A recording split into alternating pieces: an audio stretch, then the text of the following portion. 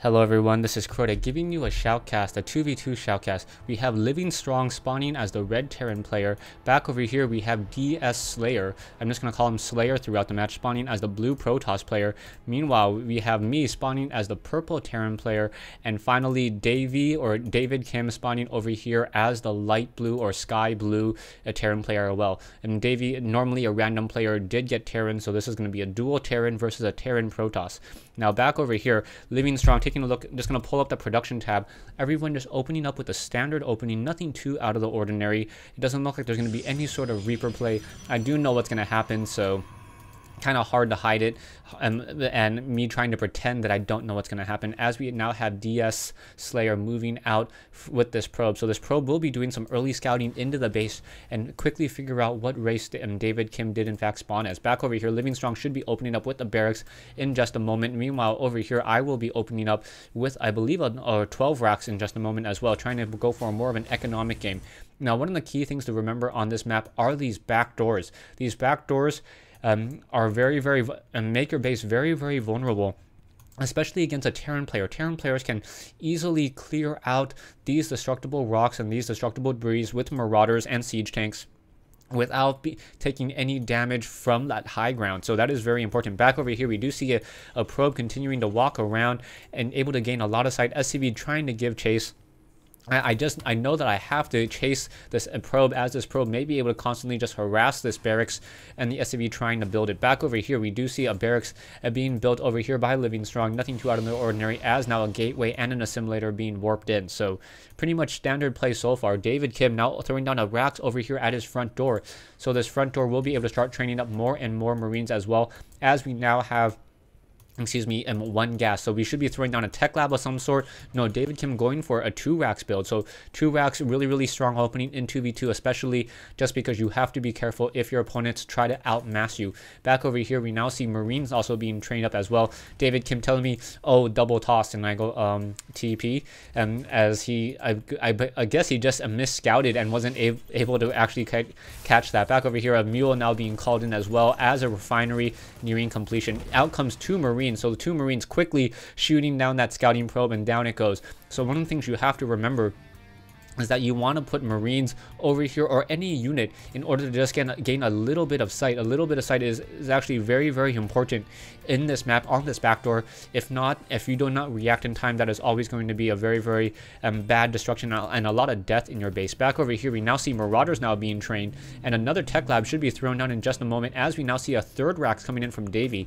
So Dayvie going off of a 1 gas mass mineral build to go mass Marauders. Meanwhile, back over here, I'm going for a factory now, so I'm going to be trying to train up more and more siege tanks, going for a 1 racks, getting that reactor in order to be able to train up a lot of Marines, and then also throwing down double factories, allowing me to get some Hellions and some siege tanks as well, as that's a pretty strong opening. Back over here, these destructible rocks quickly will be cleared by the Stalker over here.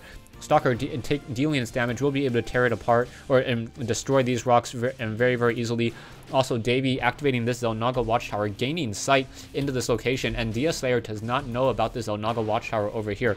Back here, we still see the concussive shell, and now the stim pack being researched, as Marines also being trained up, as a 2nd racks now, or a 4th racks now being thrown down. So this is going to be a 4 racks build to complement the 2 factory build and the barracks that have currently been thrown down. Also throwing down a tech lab as well. Want to be able to train up as many Hellions, just in case they went more of a zealot Marine army. I want to be able to make them punish for that. However, they are very teched, very strong with Marauders and Stalkers, so my Hellions will not be able to deal as much economic damage as I would like.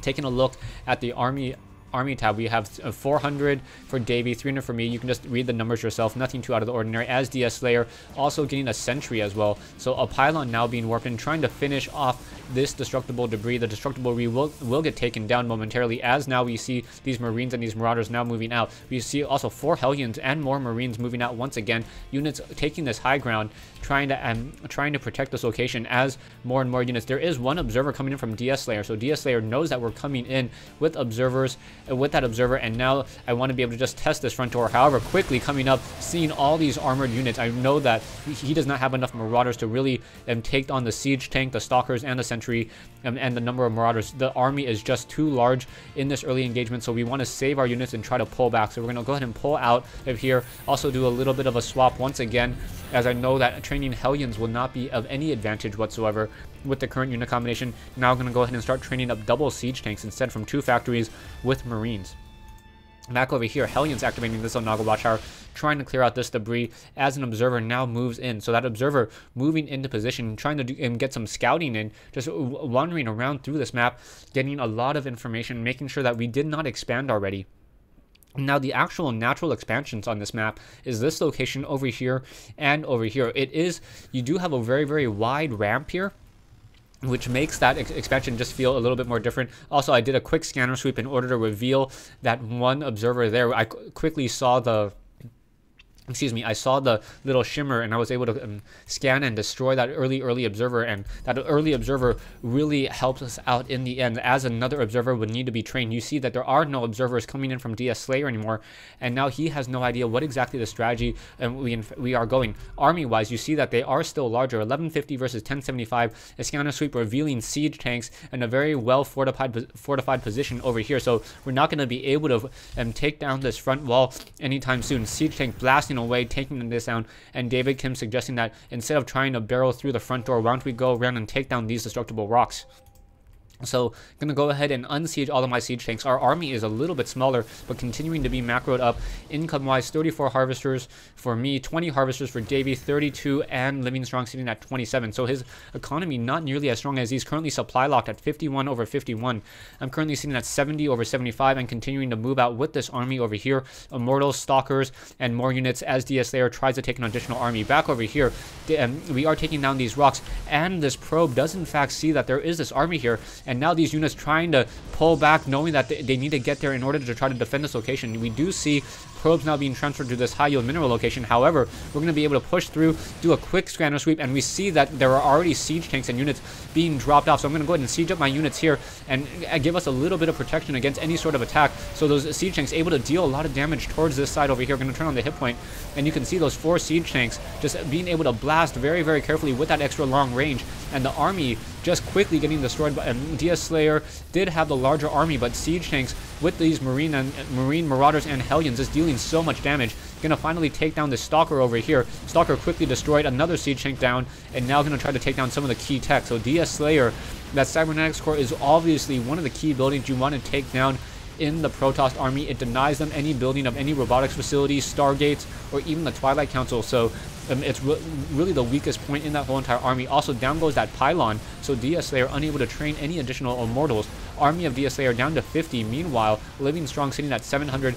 And the army in here, just so many siege tanks and marauders just bowling their way through, and DSSlayer is forced to say GG, as also Dayvie now coming in to put pressure over here. Livingstrong unable to shoot back, as those siege tanks is just slightly out of range. Thanks for watching. Thanks for listening. I hope you guys enjoyed this 1v1 or 2v2 replay with David Kim, me versus DSSlayer and Livingstrong. Thanks again.